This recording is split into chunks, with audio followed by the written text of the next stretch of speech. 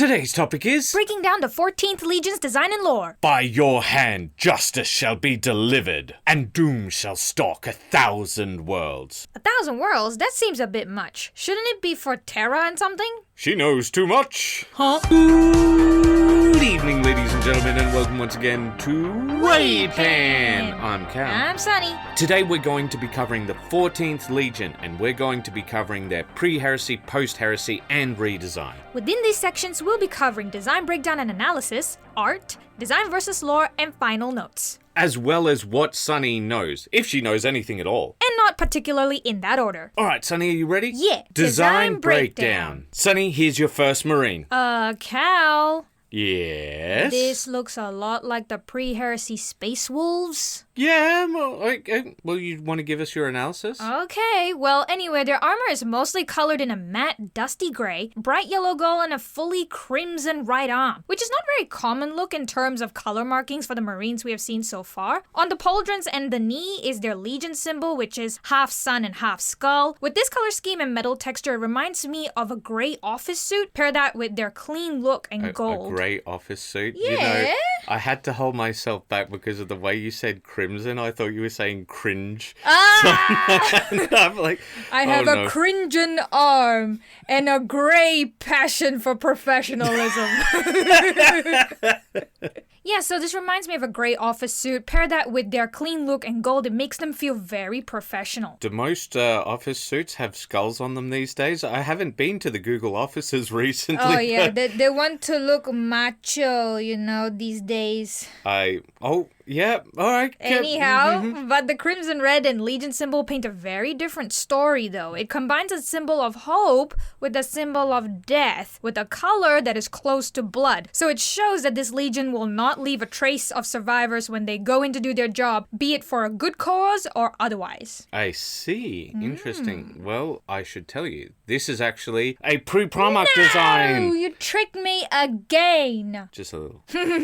Here's our first design with the Primarch. Ooh, Cal, I think we found a WAYPN Legion. Oh, why do you say that? Because it's beige dystopian future. Oh my god. So you want me to have my worst Warhammer experience, just with Marines. Marines, yes. But man, this is a total 180 from the previous guy. We go from clean, dark, and professional to deteriorated and light. There's a large use of cream and dark green. They've kept the gold from before though. But as much as we have talked about some Legions in the past giving the industrial vibe, this really gives that factory Marine look with all that rust chipping, beige, the warm tones used. It gives them a humble look as well, and they've got dark red eyes. You're mostly calling them industrial because of that Singer brand beige that they have. Correct. Like in the 1970s and 80s, they had beige was the popular color. And then they never really updated. Yeah, so... And it looks very decayed now because that's when they painted it in the 70s and 80s, and it's just peeling off now.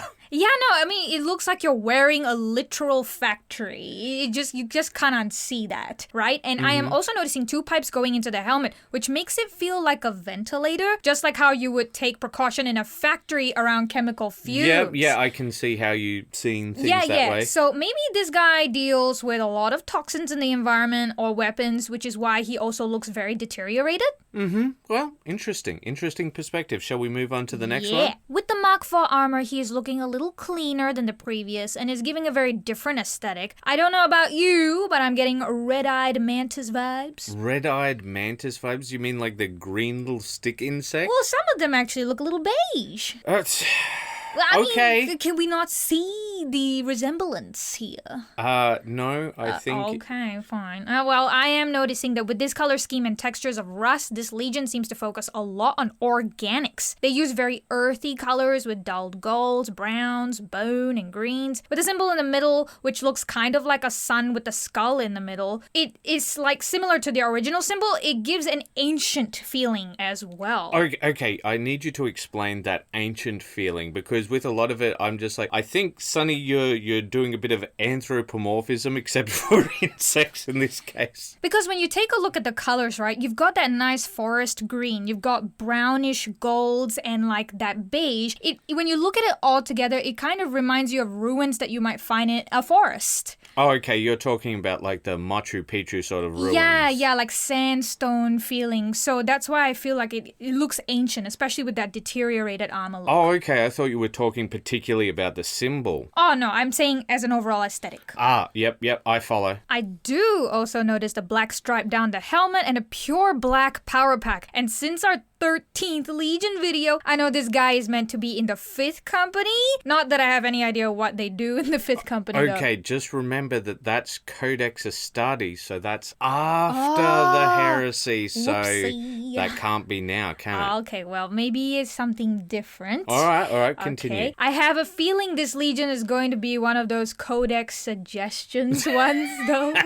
Yeah, well, it can't be Codex because it doesn't exist yet. Yeah, but judging by how their armor hygiene is not something they care about, and they look like walking ancient golems, I think they're an extremely traditionalist people who do things one way, the old way, and any change or improvement is ignored. Interesting. That's the okay, all feeling right. I What do you get. reckon, guys? Because I think Sunny might be onto something, but I'm not going to no. say too much. My We're going to brain. show her the next picture, all Okay, right? let's go on. Surprisingly, this guy cares a little more about keeping his armor clean, it seems. But for a Terminator, it looks very different from the standard Tartarus armor, mostly because of the discs on the pauldron and the flamer weapon on the arm. The feet also look modified. Are we sure that's a flamer weapon? It doesn't look like any standard flamer weapon to me. Well, I don't know anything about weapons, man. It just looks like a flamer weapon by the nozzle. Okay, all right. Continue, please. Okay, I think because of the streaking grime, the desaturated warm steel, rivets, and hinges, this Terminator feels the most industrial and factory-like compared to any of the other more industrial-themed Legions we have reviewed, like, say, Iron Warriors or Iron Hands. When I look at this, I can smell the smog, the factory fumes, the noises of clanging machinery. In fact, he looks like a piece of equipment himself, just something to be used. Well,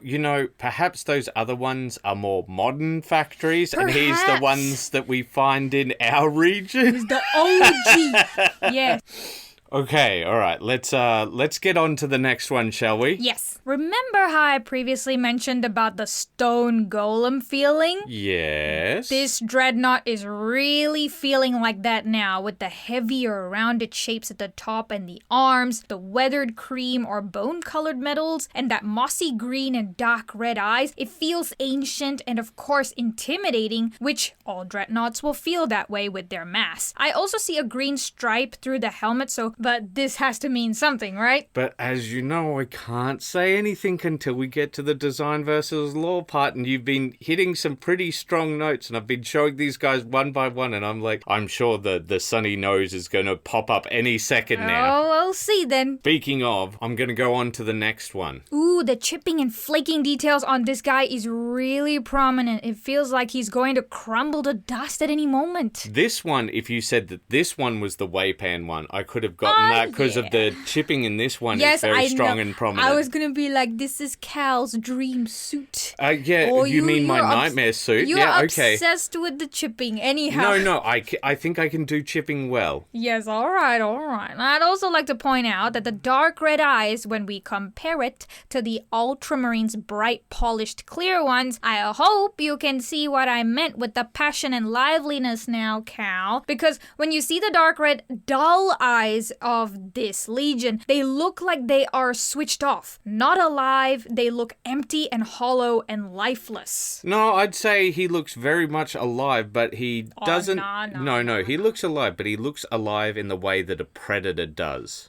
I disagree. Okay, all Anyhow. right, you're allowed to disagree. Yeah. Finally, seeing how on his chest there are two scythes crossing over each other, I'm really starting to see a recurring theme of death and deterioration here. Also with this style of helmet paired with the bone color, it looks like a skull head. Okay, yeah, no, I can see how you think that. Yeah, no, I can definitely see how you think that, especially with the grill. Grill mouth. The grill looks like the teeth of the skull, yeah, so... Yeah, so how can you say that it doesn't feel like dead eyes? How can you say that? It's so obvious. With my mouth. All right, it's going to happen any time now, guys. I can feel it. All right, here's the next one, Sunny. Oh, this is quite intriguing because the first thing I notice is the power pack, and it looks awfully similar to the shape and design of the Chaos Power Packs. But you know that those Chaos Packs aren't Chaos Power Packs, but they're for, I do believe it's Void Combat. Oh, Void Combat. Because, it helps you move around and all that. Oh, okay. Well, because I see this, are they trying to nod towards being traitors already? With a loyalist design so soon? I can't say. You know, guys, I can't say. All right, shall we move on to the next one then? Yeah, okay. So this variation is my favorite, only because of this helmet design is very unique. I don't think I have seen any other Legion use this style before. Looking at it right now, it would actually work great with the World Eaters too, don't you think? I'm not sure. It seems very sort of Eastern Bloc country, sort of. It's only because of that hollow look about the mouth. It kind of felt like how we talked about redesigning the World Eaters with that hollow look. I thought it might be a good fit for them. Yeah, no, I'm just saying that the design of the helmet looks like maybe it might have come out of one of the Slavic countries. Yeah, that's true. Okay, but as far as the actual helmet goes, good that you pointed out, it actually reminds me of the Russian medieval boyar helmet. Oh, okay, yep. Continue, please, sorry. Yeah, so maybe this is a clue to the culture of the Legion. Maybe. Maybe. But we do know that Games Workshop doesn't exactly keep to a singular culture. They'll take from many different cultures to create a unique culture for whatever Legion that they're dealing with. Fair enough, but I think that might be the direction they're going in, judging by this helmet. Maybe. We'll see, okay? Okay, let's move on to the next one then. And here's the last one for you. And we have a similar dreadnought again, like the previous fella, and this time he has a few accessory upgrades. The weapon looks like a type of machine gun. He's got dark gold knee and waist caps, and a large metal Legion emblem on his collar. So I presume he's a higher ranking dreadnought because more details will often show higher rank. You know, when you said accessories, I was thinking like either bling or like necklaces or, isn't some it not bling?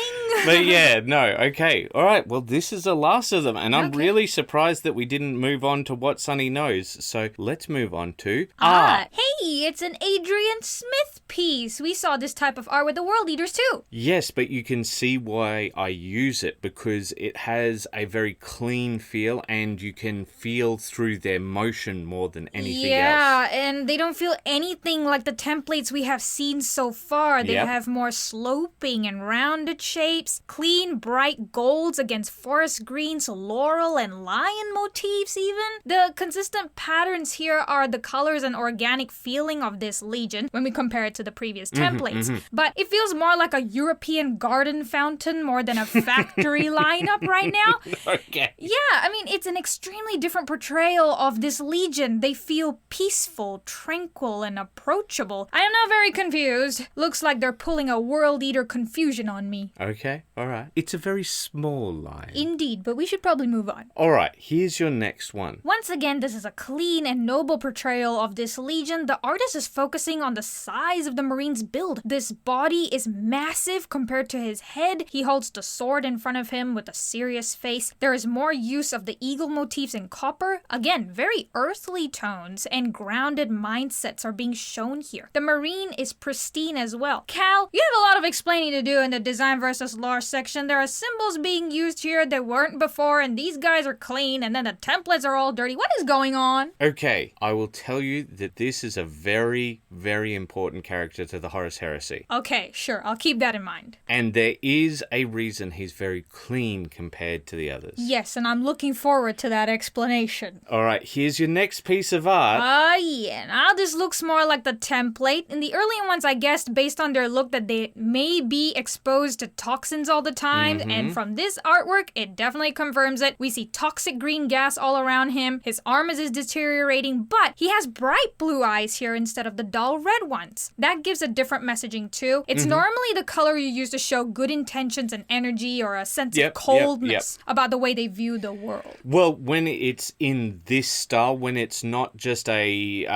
Like a cobalt blue, usually yeah. when it's a cobalt blue, that's a default for just a lens, but when it's this bright, shining, gold, and it's got that glow as well. Yes, correct. And still no idea who they are yet? I think I am starting to guess who they might be. Okay, all right. Well, we got 2 more pieces of art, and if you don't guess by the final art, if you don't guess it by the final art, I have stuffed something up. Okay. All right, here's the next one. Picking anything up yet? So it seems that this Legion uses a lot of toxic gas weapons. That explains a lot with this artwork. I also see the ventilator attachments on the side of the helm here too. And the very bottom we can see the results of his attack. Yes. Yeah, well, yep, like I said before, this is probably why their suits always look so messed up. And once again, I can't answer until the design versus lore part, but with this next piece of art, if you don't guess them, I have failed completely. Okay. So here is the final piece of art. Oh my god, how did I not pick up on this? Okay, I recognize these guys.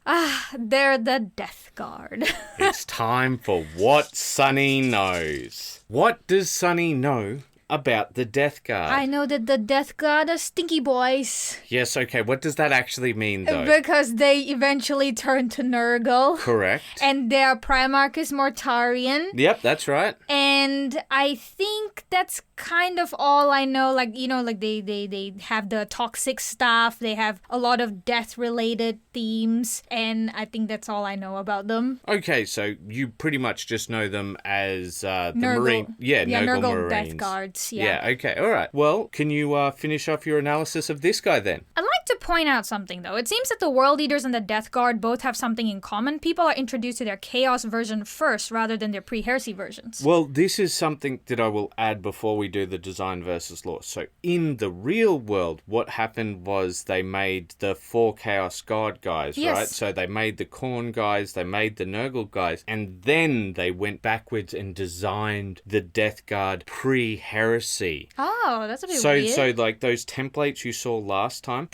they have actually been out for decades Yeah, earlier no. than the other ones. Because, like, now that I know who they are, and I see the Adrian Smith one, and I see the templates that you showed me in the beginning, I'm No. The templates that I show you for post-Heresy with the Khorne ones, okay. those ones are much older. And you're going to Oh. see some much older templates Okay. with this next lot. Okay, so back to the picture. This is a classic Plague Marine look. He has green tinted white armor, lots of rust and verdigris, and a large emphasis on the stinkiness.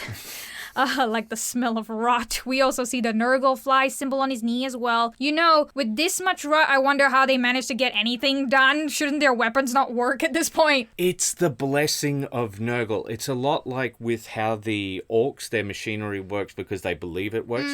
Nurgle makes all of these things work because of his blessing. Yeah, fair enough, I suppose. All right, I feel you've earned it. Shall we move on to Design versus Lore? Finally. So, once again, there was a split in the Legion. There was what were essentially the Terran loyalists and the Barbarans, who were... The Barbers. Barbarans. Okay, so they cut hair? No, they're from Barbarous. Oh, okay. I feel like that makes more sense for the World Eaters' home world, though, like Barbarian. Let's just put it this way. Games Workshop is very subtle in the way that they name things. So they were loyal to Mortarion. And Mortarion considered the Emperor to be a tyrant. Oh. This is why he joined Horus. However, unlike with a lot of the other people, with him, he had a lot of people who were loyal to the Emperor because they were around from the days when they crusaded with the Emperor. Right, fair enough. Okay. And how did this affect their legion? Well, that's why they had the first massacre on Istvan. Oh, okay. That was the purging of the loyalists. Yep. And so that's why that particular character was very important, Nathaniel Garrow. So is that guy you saw who was very Yeah. clean and had all the eagles and such? So he was the one that was loyal to the Emperor. Yes, in fact, he was the only one who managed to escape and warn Rogel Dawn. Fair enough, okay. And of course, Rogel Dawn, being the reasonable person he was, he beat the snot out of him for even suggesting that What? Horus would betray the Emperor. Oh, come on, man. I know, right? Okay, so this is starting to make a lot of sense why Nathaniel had the eagle symbols. Yep. And the other other guys didn't have that. Yeah. Okay, things are patching together now. So I'm guessing the people who looked more dirty, they match Mortarian's style because they're loyal to him instead. Okay, so what happened with Mortarian is he was raised by his father, and his father was actually a Xenos necromancer. Whoa, okay. And the problem was, on his world, the higher up you go, the more toxic the air was. Okay. So the Xenos overlords lived higher than everyone else. And the Emperor came down and he's like, all right, you're coming with me, bud. And as you know from the experience with Angrod, things don't always work out. Yeah, okay. And this is one of those situations where he didn't want to be removed and so things he fell wanted apart. to go and kill his Xenos father, right? Because he was a tyrant. He was oppressing all of the humans. Right. And what happened was he went up there and he didn't have all of the equipment and stuff. And he actually got very badly injured. Ooh. That's why he has the gas mask and everything, because his lungs were damaged by the toxic air. Okay. And so went off, fought his father, but he started dying because of the air. Yeah, fair enough. And then the Emperor essentially stole and killed his Xenos father. Okay. And ever since then, he had a chip on his shoulder about the Emperor. And it feels like, of all of the Primarchs, this is the one where I'm like, dude, that, like, come on. He came and saved you at the final moment. He let you shoot your shot, but, like, I find it very frustrating. Okay, so did the Emperor was the one who killed Mortarian's father? Or? Yeah. Yeah, but I can understand that from Mortarian's perspective because he's like, I wanted to do that. It should have been me. I know, but he's dying. Yeah, so, okay, I mean, fair like, enough. It's just like, oh, you can't just be like, over here saying, oh, you never let me have my chance. When it's like, dude, I respected your wishes and I saved your life and also helped you fulfill your desires. So can we just move along now? But you were very right about the earthly culture. So the reason why they've got the scythes is when he went down to find all the humans, because he thought the Xenos were sort of the people who were running things, and he saw the humans and he's like, okay, this is me. Well, not quite me because I'm a Primarch, so I'm special, but these are my people. That's not my people. He related more to the humans. Yeah, and they were very farming people and they had scythes. And so that was the weapon he used, and they're a very sort of earthly people.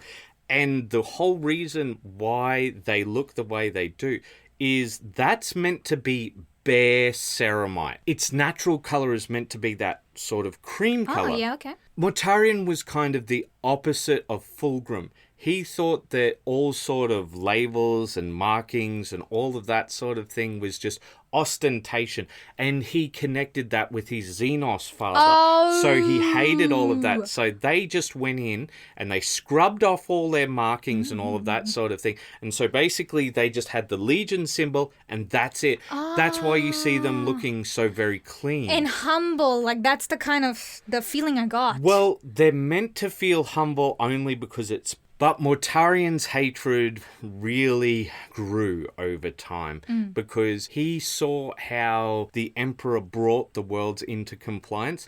And I have to say that Mortarian really has a point on this one. He's like, yeah, I just swapped one tyrant for another. Yeah, I was thinking the same. And that's why he chose clear of mind to betray the Emperor. Unlike a lot of the others who were a bit cloudy, he's like, no, you're not a bad dad. You're a tyrant. And you need to be stopped. Right, okay. I'm definitely getting the full picture now, but I do have one last question. Sure. So how come the Adrian Smith art showed them to have more that European fountain style? Well, the way you describe it, the European fountain style, that's more the way the Terrans were. So they still took care of their armor. They still had pride in their appearance. Whereas the Barbarian troops were just like, you haughty so-and-sos. Yeah. So they're just like, you guys are trying to show off you being on a high horse. Yeah, exactly. Yeah, we're not like that, we're of the people sort of thing. Well, maybe not even of the people. It's just we're doing our job. We know what we are. You have pretensions. You put on airs. You hide behind nobility, but you're not a noble people. Yes. That's what they say. Okay, cool. Shall we move on to Final notes.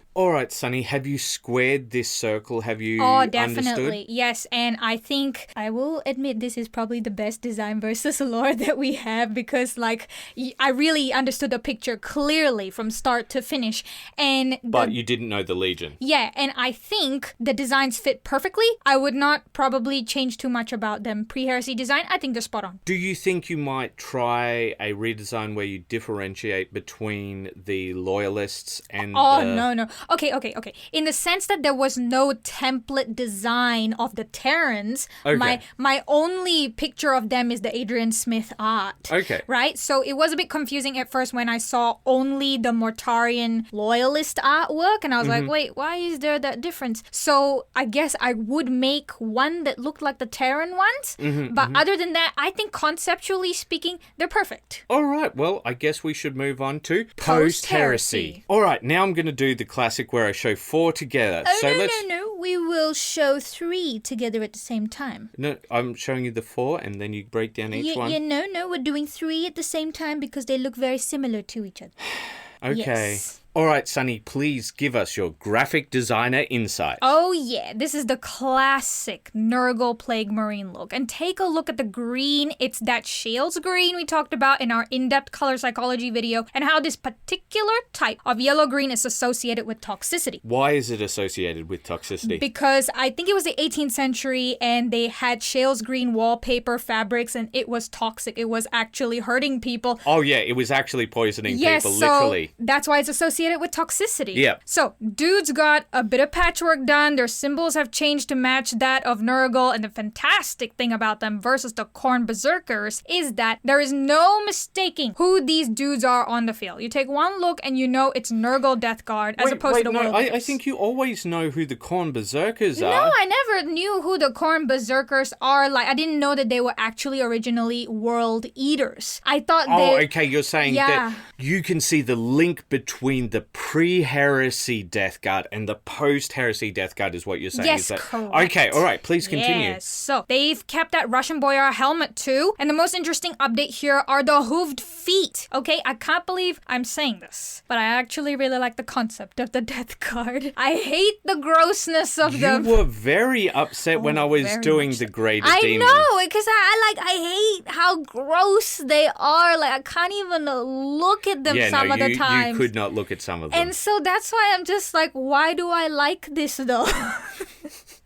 The concept is unlike any Legion we have seen. The Blood Angels are the only other guys who use organic motifs, right? Okay. But theirs is a stylistic choice. The Death Guard uses organics as more a nod to nature, an incorporation of nature, not as an element of beautification like the Blood Angels. Yeah, well, they're definitely not beautiful, I'll give you that. Yes, so we do not mix nature with the mechanical in 40k, and yet here they are, and that is what I find the most interesting about them. They have that fantastical and whimsical feel about them, but make it toxic and deadly. Okay, your words confuse me. It's fantastic and whimsical, but toxic and deadly. Yeah, like take a look at the Terran versions of them, right? They have that European fountain look, like I said. And what does that remind us of? Like a whimsical garden, very fantastical kind of thing, because they have similar themes in that sense, right? Because it's going back to nature. It's very organic, it's very flowy. But now we make it toxic and deadly instead. Okay, so you're saying they look toxic and deadly because the way that you said it, I was like, they're fantastically, whimsically toxic. Yes. Look at Harry. Correct. Okay, all right. But anyhow, I am going on a huge tirade. Back to the hooved feet, right? So normally when we see subhuman creatures that sport hooved feet, we think of satyrs and centaurs and whatnot, right? Mm-hmm. But when you have it mixed with the concept of death and chaos, it feels more satanic. Okay, yep.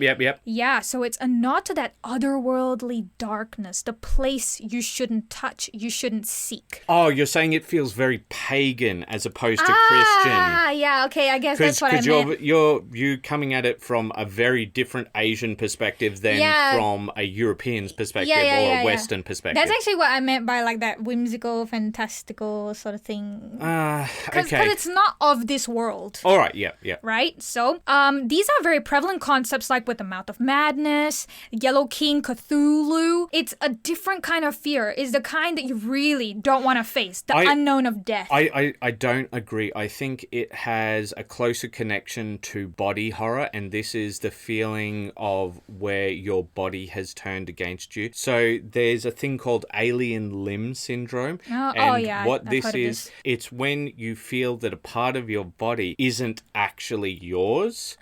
And like that's the kind of horror that I think that they're going for. I suppose, but I feel that's something that we had that same opinion about like Slanesh, but it just doesn't feel that same way. Okay, all right. Yeah, I think it's also because it goes back to nature a lot, rather than with Slanesh, it's about hedonism. And when you have the body horror, it's more about how the human warps that, rather than the warping of nature, the darkness of nature. No, so like body horror is a specific sort of genre of horror, and there's a lot of things where people, their bodies turn on them. Now, there is Japanese horror where, for example, their bodies will turn against them because of the mechanical, but there's other ones where like they'll pus and boil and like with the Prince of Darkness. Yeah, okay. And long story short, I think that's why conceptually these guys are so incredibly interesting for a Space Marine Legion, because they combined the two complete opposites, mechanical with the organic. Okay, all right. And I think that's really cool. Well, I guess that means that there's only one more guy to do. I really thought that you might break down some of how like their colors are similar but different. Like they've got this whole natural theme, but here's the Dreadnought. Yeah, so this Dreadnought has some wonderful details. You have 3 skulls with horns poking out. I believe that is another symbol of Nurgle.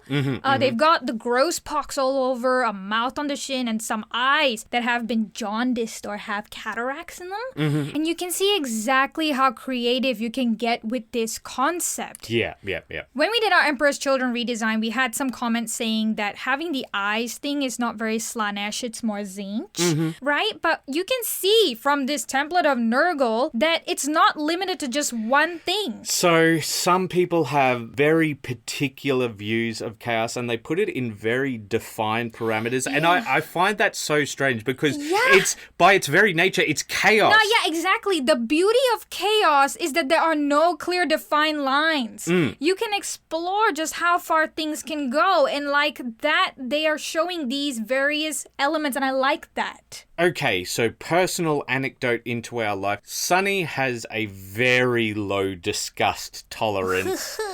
Yeah, like even me doing the painting of the most recent... The Nurgle guy, the Papa Nurgle. You got very upset by some of the things that I did with him. Here, take a look at him on screen.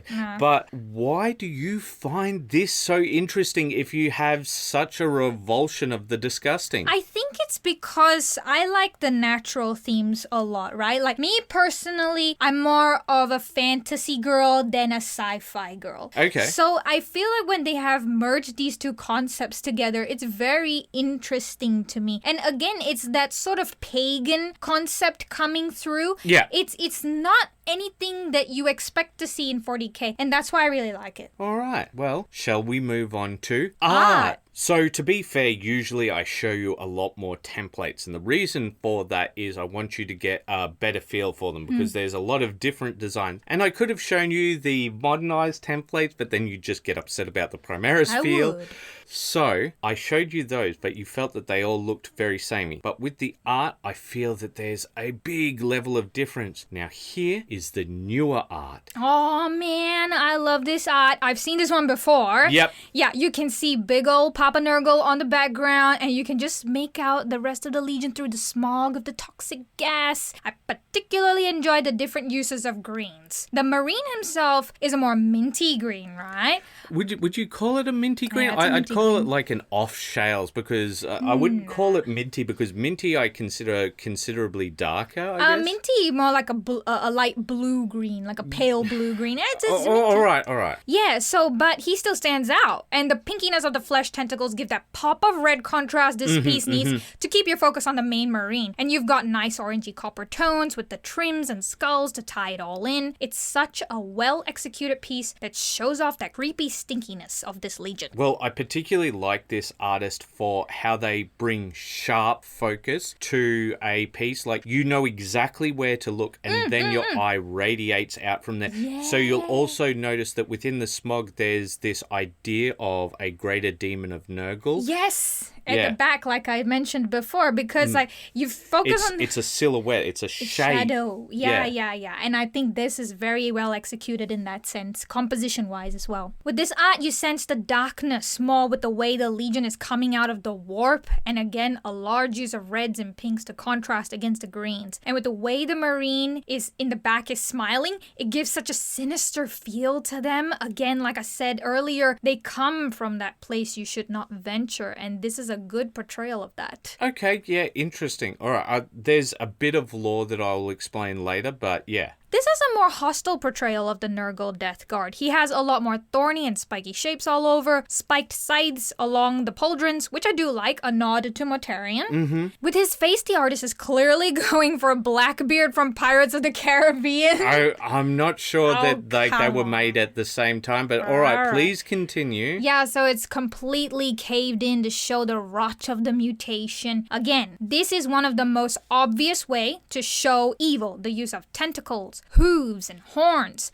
Once again, that's the very sort of pagan thing that you're talking about, where the Christians demonized the idea of the pagans, and these are some of the symbols that they used to demonize them. Correct. And it relates back to the creatures at the depths of the ocean, right? Kraken and whatnot. It is a type of appendage that can grab hold tightly on you and pull you down with it, leaving no escape. Exactly how chaos behaves. It lures you in and then bam, you're gone. Also, those tentacles are linked to the sea, and the sea is linked to chaos. Yeah, it's the primordial version of chaos, or our first understanding of chaos, yes, wasn't it? Our first abstraction of chaos. Correct. So there are some great games that do this grotesque theme very well with a wide variety of concepts like Darkest Dungeon. If you take a look at the Harvest Child, the Swine King, and the Supplicant, they all play with different themes under the same category of decay. Well, actually, this is the whole reason I wanted to show you this piece of art, because you saw with the first one, that's 8th edition Nurgle. Now, when it comes to more recent 40k art, a lot of people feel that it's been cartoonized, I guess, or it's too bright. And we're not talking about early 40k bright where things... It's like really in-your-face saturation. Yes, it feels much more polished. Okay. And a lot of people feel that it's not grimdark. And this is why I wanted to show you some of the different styles, because I'm actually going to come to that later. But for now, can we move on to our next piece of art?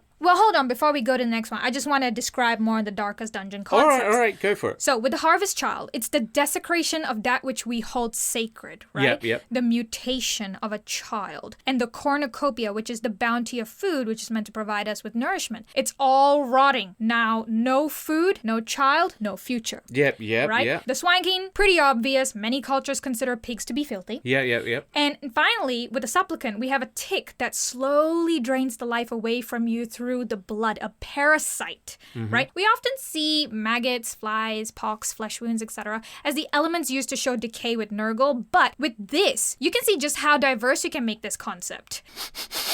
Am I smelling that, Sunny? That smells like the start of a redesign. No, yes. Okay, can we move on to the next guy? Yes, let's do the final one. Oh, yes. This is exactly what I'm talking about with the previous examples. You can see the antlers mutating out of a faceless skull with many eyes. There is a mouth on the neck and the incorporation of a centipede along the power pack with a fly wing cape, right? This is a very good example of how we can make the grotesque feel more horrific and and look at him. He's so massive and he's reaching towards the soldier he feels inescapable, right? I took one look at this cowl and I thought Trench Crusade. This feels a lot like that style, actually. You took the words right out of my mouth. Actually, that was going to be the next thing that I was going to show you, which was Trench Crusade art, because we have...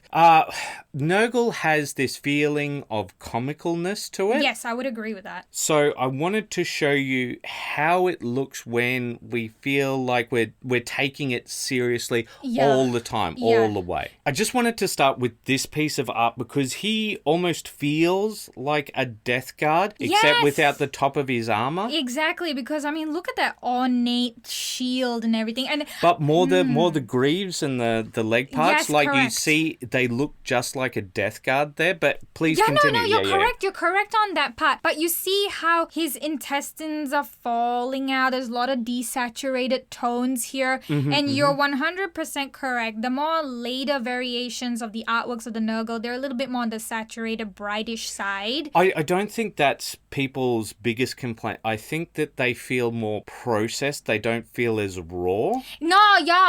This feels very raw, because you see the tick, he's like suckling on his whatever it is, right? And the guy is like, make it stop, but I can't make it stop. All right, I just want to move on to the next one because I think that this piece of art is like a great way that you could do, for example, a Nurgle Hound. Totally, because I was looking at it and I was like trying to figure out what it was. Like, is that a dog? Yeah, and I thought maybe that would be something that would be great to showcase because you can see how the muscles are deteriorating. And normally they just show flesh wounds, right? But there's so many different ways to show how the flesh can deteriorate. You've got it's also the mutation of that combination of dog and mosquito. Oh, yes. Yeah, and I think that's another way because we've got the plague drones, but they don't feel as horrific as this does. They don't feel as... It's very samey, isn't it? There's just a consistent set. It's not the sameness. It's just that they like this affects me viscerally. Unlike the plague drones, whereas I think if there was something like this, you feel it under your skin. Exactly. And I want to point out that they also explore different types of illnesses here, right? You've got a hernia on this dog. Well, I don't think it is. I think it's a big blood sac and like those might be mosquito babies or something like that. Yeah. Okay. But let's move on to the next one because I think this one's really important, but you might be a little upset by it. I'm just going to make sure not to look at the guy at the back because that's the one that grosses... You mean the guy who's drinking... Don't describe it, Well, okay? I have to for the thing. So the guy who's drinking the pus... And I think this is the real feeling that we don't get from the Nurgle. We see these guys and they're decayed and they're horrific, right? This, once again, you can feel it. I heard it in your voice where I just described it and you're like, no, don't say it. Don't dare say it. And I think that this could be an interesting Death Guard person.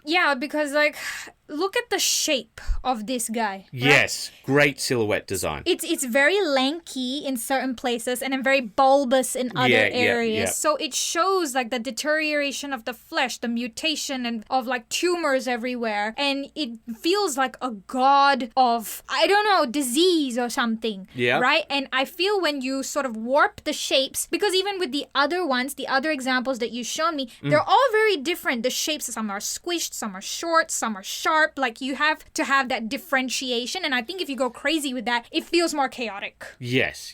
And this is what people were getting at with some of the Nurgle, where they were saying, I don't feel like it truly represents the concept of decay and grotesqueness. Yes, I think that they feel that Nurgle has been cartoonized, but I mean, Nurgle was always a little cartoony back in the days, and I guess I'll get to that with design versus law. Alright, so I don't actually want to talk that much about how they became the Death Guard, because the Death Guard were pretty much what they were. Then Typhon, who becomes Typhus, leads them into this trap, and they all get diseased, and then they have to reach out to Nurgle to get relief. Yeah, well, no, not heal. Yeah, just quote unquote. Get relief from the diseases. So that's the big thing about Nurgle. He doesn't heal. He takes away the pain. Yeah. Yeah, because he feels that, the disease, the decay is a gift. Yes, exactly. Actually, that's a big part of Nurgle. The reason why they call him Papa Nurgle is because of all of the Chaos Gods, he is the one that seems the most loving and caring about his subjects. It's a twisted kind of love, for sure, right? Because he sees diseases as his gifts. Yes, correct. And this is a way that some of the Marines view it, but some other ones, like for example the Purged, they don't see it at all. They're just like, just kill everyone, everything must die. And so there is some variation between each of the Chaos cults. Like, as per usual, what happened was the legions, break up and split up into warbands and so on and so forth. However, as you can see, the big focus is, once they get to 40k, they're no longer Death Guard, they are Nurgle Death Guard. Yep. But as we go along, Mortarion turns into kind of a bar stool, shall we say, because he hates psychic powers, but he does Gilliman and starts going full hypocrisy and starts drawing on those psychic powers, but he still feels like the Imperium is just a bunch of tyrants and so on and so forth. Yeah, like it needs to end, sort of thing. But he doesn't realize how far he's gone. Like, he's not bringing liberation to these people. He is not freeing them. He's just bringing disease. He's just destroying things. But he's so filled with hate that he can't see it anymore. Fair enough. Okay. And he really has... Also, he really does not like Gilliman. In fact, when Gilliman starts the Indomitus Crusade, that's why we see this whole redesign in 8th edition, because that is when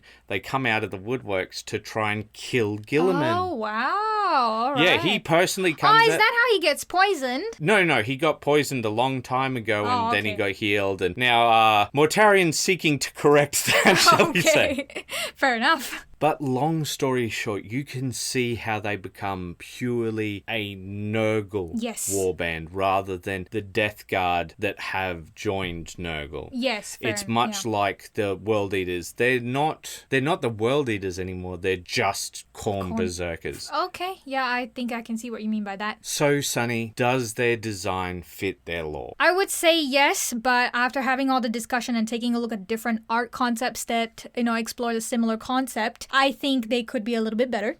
Well, do we want to move on to redesign? All right, Sunny, what ideas do you have in your head before you get to this redesign? I think I really like, I want to combine a lot of the Trench Crusade concepts here. I want to differentiate their sizes, make them really asymmetrical. Maybe some can be lanky with big bulbous tumors and things like that. I want these fleshy bits to be exploding out of the armor rather than the armor itself having those flesh wounds and poxes, like as if the armor is the one facing the disease. I don't want to do that. What about those Darkest Dungeon concepts that you showed, the insectoid concepts and the corruption? Yes, so like we want to show different kinds, like, different types of diseases, different, mindsets. Like you've got a swine, you've got a mosquito, you've got parasites. There are different ways to show decay and disease, right? It's not always just tentacles, pockmarks, and things like that. So I want to reimagine these 3 Marines that we saw earlier. All right, well, Sunny, I'm going to let you get to it. All right, Sunny, let's take a look at your first design. Yes, and with this first design, I've incorporated a lot of the Trench Crusade elements. I can see that. So I really liked the idea of that horned decorative helmet and that it covers the eyes because I want them to be blind to Nurgle's blessing. Okay, yeah, well, look, there's a model in the Warhammer Fantasy series called Blight Kings, and I would say that this isn't that far off. You could just do a head swap and it'd be like that. But also, I feel that this would be a fairly easy conversion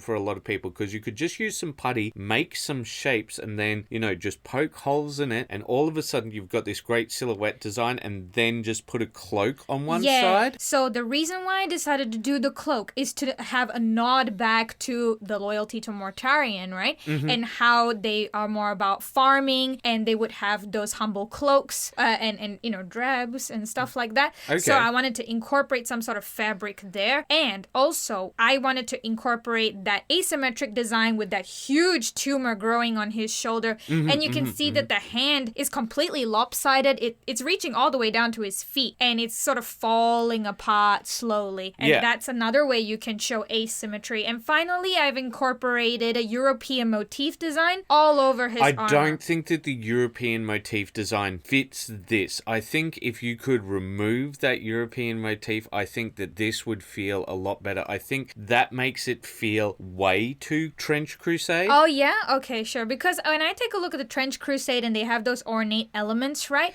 Remember how I talked about... We're not trying to recreate Trench Crusade. We're trying to redesign, the Nurgle guys. I understand. It's just that it's a nod back to the desecration of the sacred, of the beautiful. I don't think that it comes across in this design as much. Okay, sure. Fine. All right, can we move on to the next? Yeah, this is what I mean. So you see how you've got those designs in this one. I feel like it fits this more. This feels more like some sort of ancient eldritch pagan warrior. Yeah, exactly. So the inspiration for this one was Yellow King. Oh, okay. Yeah. So I just try to find some references of Yellow King. So you have like that rotting face. It's nothing but just a skeleton. And you've got the antlers coming out. And I wanted to go back to the inspiration of the Harvest Child, but I didn't just want to copy paste it to show the concept. And I'm like, what's similar in 40k? It would be the cherubs. Oh yeah, so, and essentially like a corrupted cherub on his shoulder. They're pretty corrupted to begin with. Yeah, so you could imagine like maybe some sort of an umbilical cord that's attached to this guy. Okay. And you can, I don't like that. And you can see that he's got some sort of a spike in his hand, and that's how he injects people with the plague. So it's him that has the anatheme. So, like, you got to fight this dude, or, well, maybe not the anatheme, but he has the poison weapon. And while you're fighting this dude, you've got to watch out for this little gremlin creature. The child is the parasite, and the marine is the host. Okay. In that sense. Speaking of, what is going on with his cape? Oh, so the cape, I was actually trying to reincorporate that fabric thing again. Like, I wanted to do some sort of a veil thing to add to that creepy horror factor. But when I looked it up, I found veiled mushrooms. Oh, and so those are the ones which have like a sort of netting, is that right? Yes, so I thought, hey, let's make that into a cape and bring back to that organic feel they've been talking about. With the template. I think, like you said, it's like an eldritch monster coming from the forest. I thought this was a good concept There's a movie called The Ritual, which I haven't shown you because I want you to sleep. Yes, thank you. But it feels like this would be one of the servants from that movie, one of the servants of that dark eldritch god. Like you said, something from a Cthulian god. Exactly. So I was digging into that for this guy. All right. So here's our third guy, and I'm getting a lot of Doom guy vibes from him. Yeah. He feels like something that would be an enemy in a Doom game, but I feel like it's just the head. So I like the feet, the way that you've done the feet and incorporated them, these great big sort of elephant hooves sort of things. So remember how I talked about the hooved feet? And what I did was quite simple. I just went online and searched demon feet, and a fantastic artist popped up. Yeah, Bernard van der Horst from ArtStation. He's created some very lovely different types of demon feet, and I just tried to find the one that would fit the chunkiness of the Space Marine. I really wanted like a hooved type, but it just seemed too lopsided. Do you remember when you were talking about Darkest Dungeon before? I feel like this is where you've gone wrong with this design. You see the head and how it looks. It looks very sort of 8th edition, as we were talking about before. Very well done. But I feel like one of those sort of vampiric mosquito design. Oh, like this? Ooh, no. I guess I was wrong. Well, at least maybe not with this, because it's very cartoonized, and with like those very sort of realistic legs and arms, it feels very out of place. So maybe if like there was a more realistic evil mosquito thing, it would work. I've got a different direction we could try. All right. So there's a parasite monster, and we've done that on the helmet instead. Oh, okay. It's almost like a crown. Yeah, no, but that the looks one eye is still interesting. revealed, so you I still see think- the marine underneath. Yeah, I think that looks cool. That's very cool. Because like this was the weakest design I felt that I've Yeah, made, and I was like, yeah. it doesn't quite feel Nurgle. But now that just by doing that one simple addition, it has the Nurgle feel now. Yeah, it very much does, because it's that corruption, but it feels like it's a parody of what it should be. So it's this great, big, strong warrior, and he's crowned king. But you take a look at him, and it's not a king. It's a parasitic worm that is his crown. Yeah. Well, I guess I have to ask you, did you have fun doing these redesigns? I did. I would have to say that aside from the Blood Angels, this has to be my next favorite. I think the reason is because it gives you a lot of design space. Yes. Though the Blood Angels is very confined, it's Very artistic. yeah, well, I was going to say Catholic chic. Yeah, you could say that, yeah. Because like it's got that Vogue feel to it, but it's also very intense. Yeah, and with this one, like you said, you can really broaden your horizons with the concept of decay. How far can you push it? What are different angles you can look at? And it really engages the creative mind. Yeah. And that's why I really like working with certain chaos factions. Well, I guess it's time for Final Final Notes. So, Sunny, what did you think of the Death Guard? Well, I think they actually fit their concept really well, but I think it still suffers from that same problem of pre-heresy to post-heresy, cultural reduction. But with Nurgle, you can really push those boundaries. Well, I think, ironically, the only people who don't suffer from that cultural reduction are some of the people like, for example, the Night Lords. And the issue then becomes, okay, so what changed? And it feels like Nothing enough much changed. Yeah, but I feel that as much as it did work out with this Legion, I think they could have pushed a bit more with the concept and do some different variations like we did here. I think it's very much like Slaanesh with Nurgle. Like, if you push too far, you can't include a lot of elements of the hobby. So, for example, there's a lot of touching on Christian themes, and some of the times people get very sensitive around this issue, but they can sort of skirt around it and people aren't too sensitive. But people, when they're talking about, for example, sex and decay, like if you push too far in either of those directions, you will completely lose some people. And we've talked about how Games Workshop actually has a target audience of children as well. Yes, or rather the parents of children. And wealthy parents of children. And, you know, as much it is pretty grotesque, a lot of people will take a look at things and go like, that's not kid-friendly, Well, but... let's take a look at that. So, for example, one of the things you see with Trench Crusade, right, you see that they're all done in flesh tones, whereas all of the people in 40k and even in fantasy are always done in that green tone, so you can separate it from reality. Like, not all flesh will immediately turn green, right? Yes. It does. You don't have that visceral connection with it. Yeah. And I think if you guys actually enjoy some of our redesigns, please consider joining us as a member, because we actually post our redesigns on the WAYPN server. And you can have access to these resources for your kit bashing. Well, Sunny, does that mean that you've said pretty much everything that you think that you can say about these guys? Have. Stay with us at the end for a little skit we have. And a special plea. All right, guys. Well, thank you so much for joining us. And as always, keep those brushes wet. Bye-bye.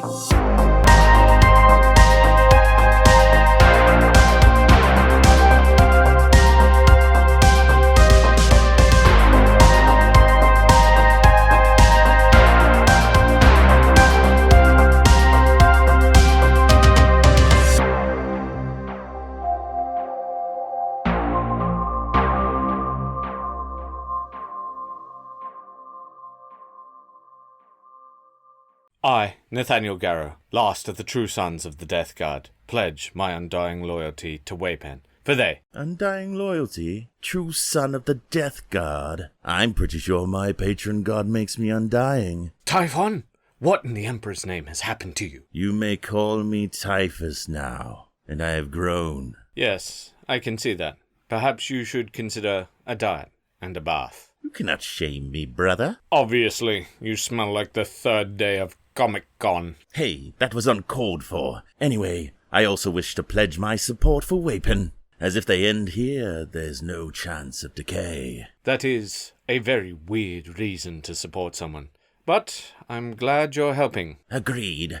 Let us seal this pact of fidelity with a handshake. Let's not, and say we did. If Typhus and Garrow can get on board on the same project, why can't you? Death Guard, the Ultramarines let us down. Big surprise. Will you be able to help us and make sure that WAYPN is viable? We need 50 new members before the end of February to keep WAYPN viable. As a member, you get early access to our videos, access to our lore videos, and the members' Discord. And if you join as a higher level member, you get exclusive STLs. Not only that, but you will also get exclusive videos. Please help us keep WAYPN going, and we hope to see you there. And as always, keep those brushes wet.